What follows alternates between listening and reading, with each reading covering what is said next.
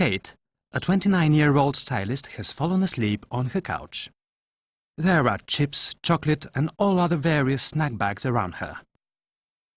Her mascara and lipstick are smudged, her hair a complete mess. On the table, there are 2 empty bottles of mild alcohol and a bottle of champagne with just a sip left. Kate has fallen asleep with her mouth opened. She's snoring. Suddenly the phone rings. Kate throws herself on the floor. Phone keeps ringing. Kate suddenly bolts for the phone. She looks at the display. Daniel is calling. Baby, I'm so sorry. Please. I got your 17 messages. It's just not working out. I want to see you, please. No, I've got nothing to say to you. Stop calling me. Kate puts the phone in her mouth to drown her cries of anger. She walks to the table, takes the bottle of champagne and drinks some but does not swallow. She goes to the trash can behind the bar area of her living room. She steps on the pedal of the trash bin. On top of the trash, there is a photo of her and Daniel. She looks at the photo for a while and then slowly lets the champagne in her mouth pour over the photo. She then walks to the answering machine. She presses a button and the first new message plays. A woman's voice. Katie, honeybee, boo. It's Shelby. Please. You gotta stop this. You're better off without him. Stop calling him. I mean, come on. What is this? Is it the 6th time he has ditched you? Go out. If you spend another week like this, I'm so kicking you in the vagina. Kate stops the answering machine. She sits on the couch and stares in the emptiness. All of a sudden, music starts to play. Kate turns her head to the right and freezes, looking wildly at something. A couple of seconds pass. Kate takes a remote, raises her hand in the direction where she is looking, and presses a button on the remote. The music stops. A city street. Kate is walking absent-minded on the street. She has her high heels on, but no makeup. She looks very pretty. She passes a flower shop where a man in his 40s is buying roses. The man looks at her and shakes his head as if he feels sorry for her. Kate turns to look behind her to see if he was regarding someone else. There is no one. When she looks at the man again, he is dealing with the shopkeeper, not paying any attention to her. As she continues walking, she passes a young couple, a boy and a girl, who are kissing. Kate stops and looks at them. She keeps looking at them even after they had stopped kissing. Kate and the couple stare at each other. The couple turn their backs on Kate. Freak. Kate continues walking on the street and sees an old couple who are walking in front of her. The man and the woman extend their hands to one another. I cannot take this anymore! The old lady, a couple of feet away from Kate, faints. Her husband kneels down to help her. Just as Kate's phone rings, Daniel is calling. Hey, I'm so glad you called. I really miss you, baby. I want to see you. Maybe you can... In the background, the old man is trying to get his wife on her feet. Cut it. Listen up. I'm giving you a last chance, okay? I'm flying in 3 hours. Come over at my place and we'll talk. If you're late, forget about me. Wait, what? Flying? Where are you flying? Daniel hangs up. Music starts to play.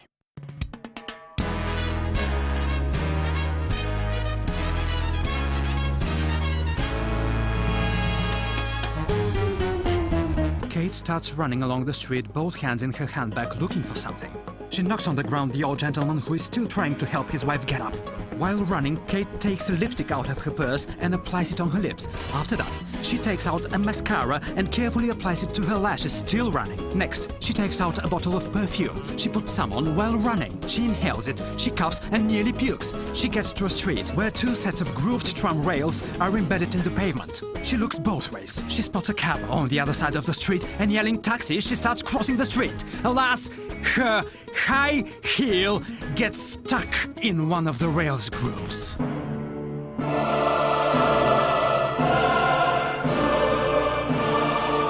She jerks her leg a couple of times, trying to free herself. The cab is already gone.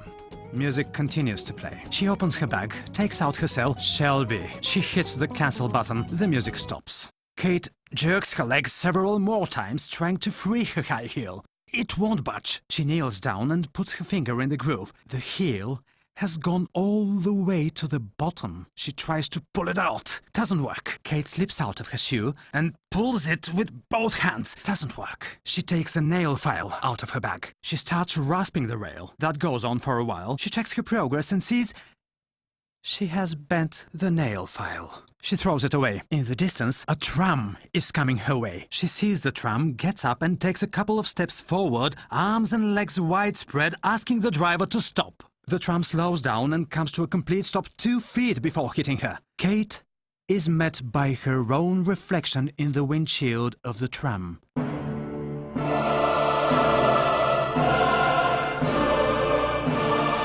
She freezes in horror.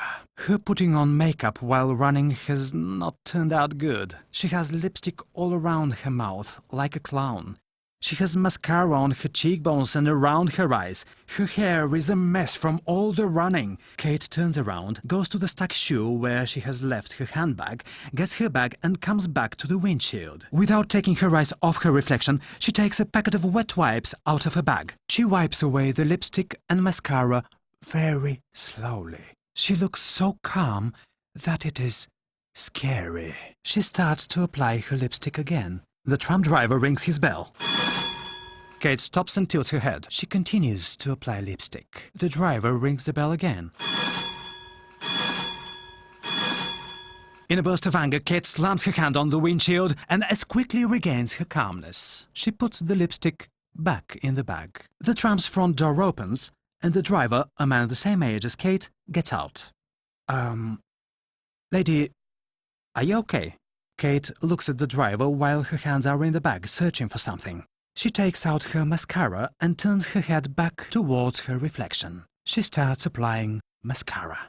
Can I help you? The driver takes a step towards Kate but stops because suddenly she turns around, gives out an animalistic and long roar and bolts for the shoe. She takes a leap and jumps on the shoe. She starts kicking it, pulling it, biting it. She's in a frenzy. The shoe doesn't budge. The driver is now behind Kate and tries to get her away from the shoe. He has to wrestle with her. As he manages to pick Kate up, another tram, which is headed in the other direction, stops. The driver's door opens and a woman storms out of the tram. What the hell you think you're doing? Honey! The driver puts Kate down. She falls to the ground and stays low. What are you doing with this whore? What the fuck? In midday? You got this horribly wrong. Oh, this too? I thought I got it horribly wrong with Linda. Come on now, don't... I thought I got it horribly wrong with Lucy. Please. I thought I got it horribly wrong with Beth, with Colleen, with Shelby. Kate lifts her head and stares at the woman. She looks at the driver, then back at the woman. What are you looking at, cunt?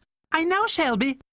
The woman throws herself at Kate with a scream. They start to fight. Kate is pulling the woman's hair. The other woman grabs Kate by the hair too. Kate serves a punch. The woman grabs her breast. The driver makes a series of unsuccessful attempts to break up the fight. A crowd gathers. Everyone is watching the fight on their phones as they record it. I'll tear your tit off! Get off! You're that horse friend! It probably isn't the same Shelby, you idiot!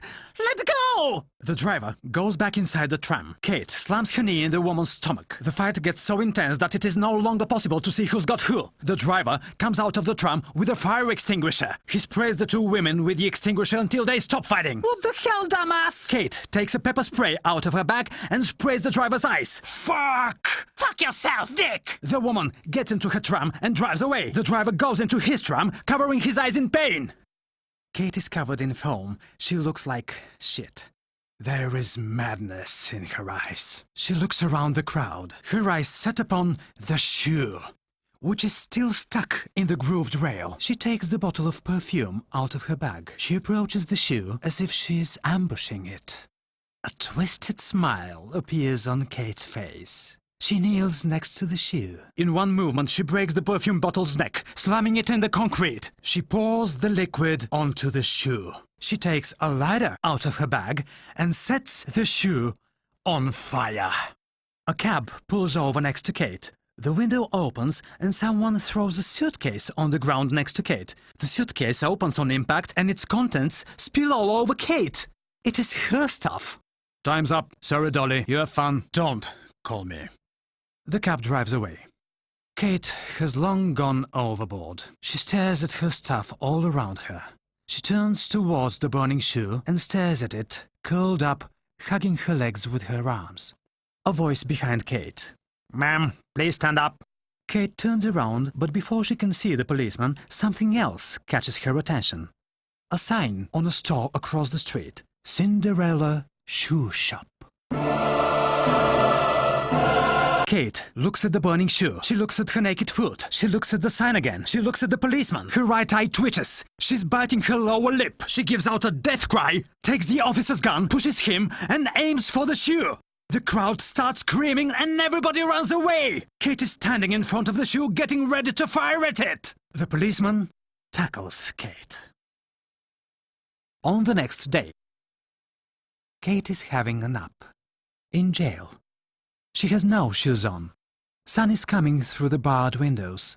She looks peaceful and happy. She's smiling a bit in her sleep. The policeman unlocks the jail bars. Kate, you've been bailed out.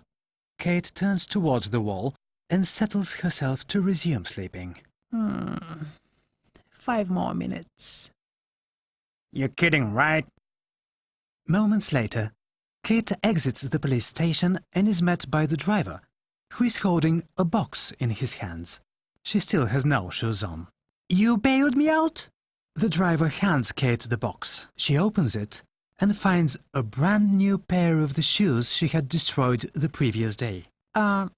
You realize that I do know Shelby, right? The driver stares at her for a moment, tries to say something but decides not to. He goes left, stops, goes right. Kate laughs. Hey! The driver stops and turns around. Thanks! She throws the box with the shoes to the driver. He catches it. Kate turns around and walks away barefoot. Here comes the sun, doo-doo-doo-doo. Here comes the sun, and I say it's alright.